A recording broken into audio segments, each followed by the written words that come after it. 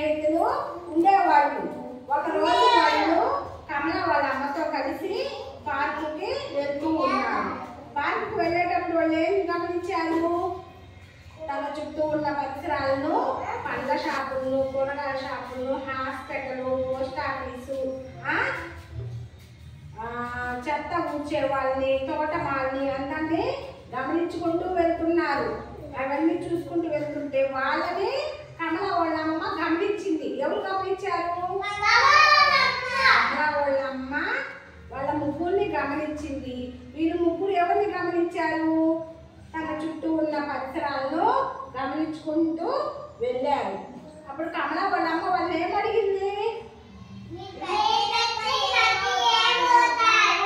మీరు పెద్దయితే ఏమవుతారు అని అడిగినప్పుడు వాళ్ళు ఆలోచించడం ప్రారంభించారు. అవునా?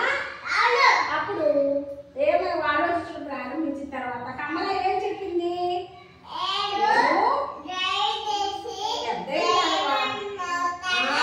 డ్రైవింగ్ నేర్చుకొని డ్రైవర్ అవుతాను అని ఎవరు చెప్పారు?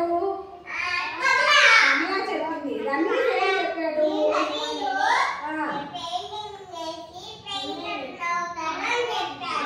నేను పెయింటర్ అవుతానని రమేష్ చెప్పాడు. జానీ ఏం చెప్పాడు?